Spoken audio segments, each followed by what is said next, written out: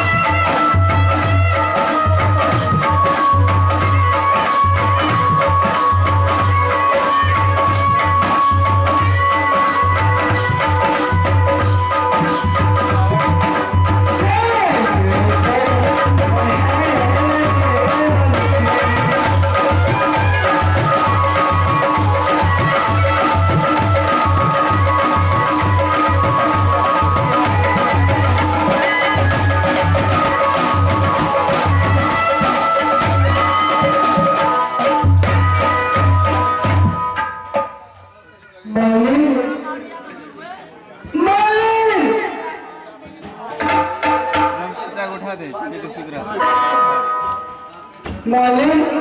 तोरे सबके टाइम कोई भाव नहीं दिशा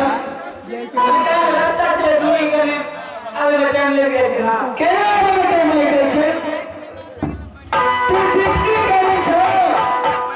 कि तू खबारी करे छ ना ना काम ड्यूटी करे छी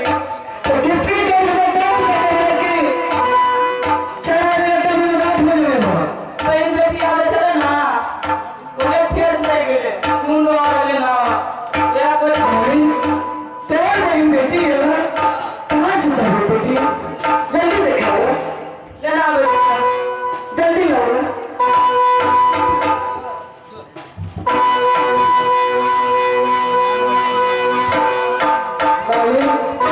तेरे सब की कोई दिक्कत नहीं समझिया भाई बेटी को कोई चीज की दिक्कत नहीं है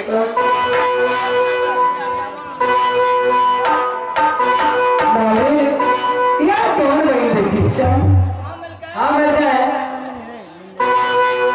हाथ में ही ना हर हाथ में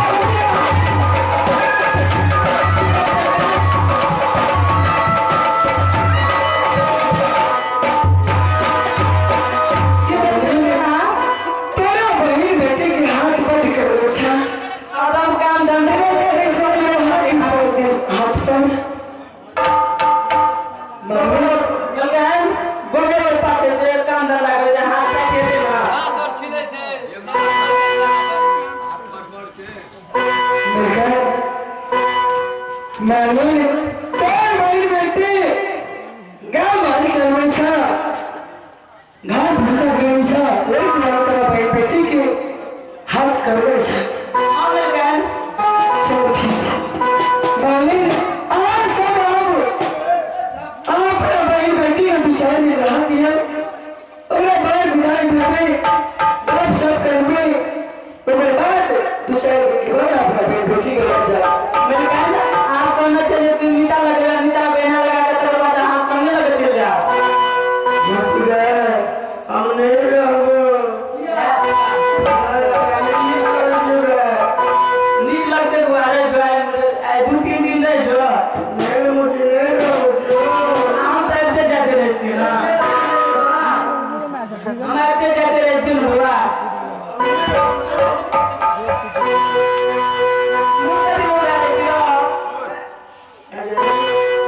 একবার ভান আইতে যেতে দেখছো না আমারতে বলানি রং ভালো দেখতে পারি না রি লাগতো তারা ले जाती हूं माली तू समझा तो अपना भाई बेटी को दो चार दिन में ले जाइए ए दो चार दिन में देबे ना भेज मिला जाएगा ठीक है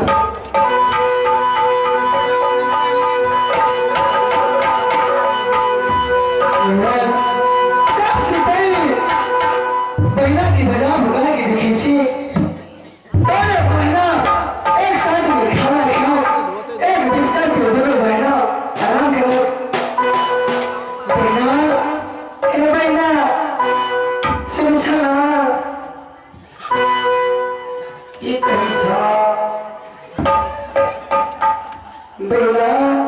बोला ना किसे मचा सा बड़े निकले छे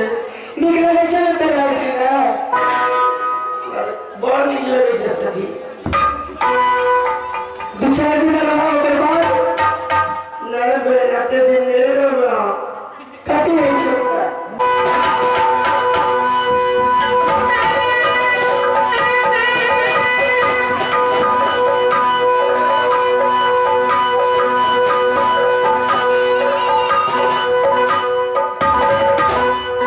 बेटा अपना हाथ से खाना बना के सुंदर दोनों बहना मिलके खुशी दिल से खा जुबा से भरे के चाहे सिझाया अच्छा तो सिझाया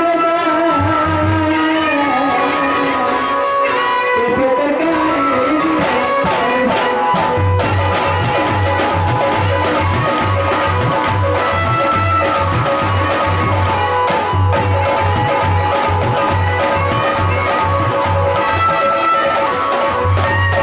Wait, fucking Gary!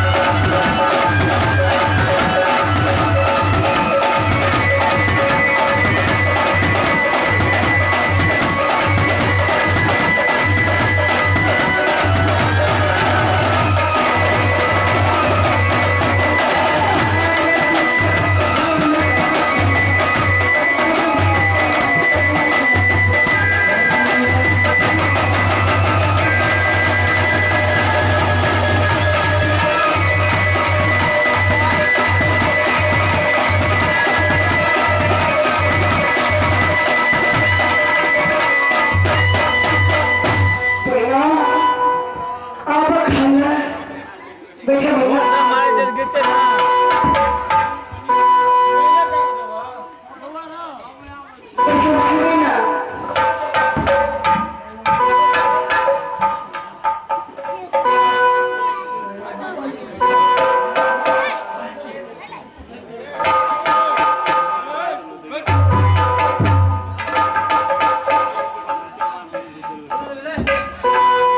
भाई ना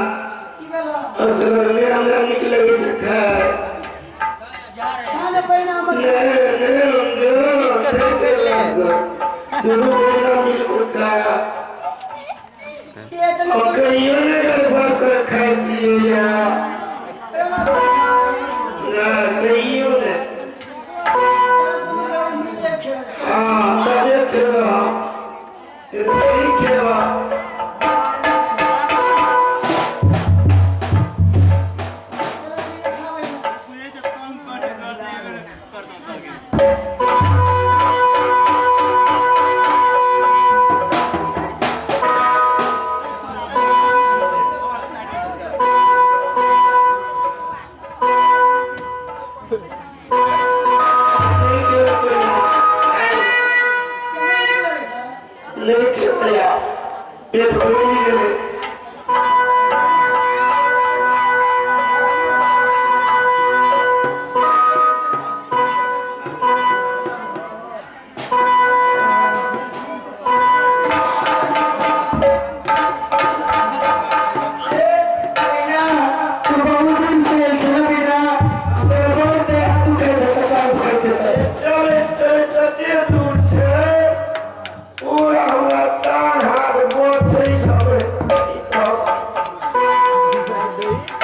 ठीक है सर,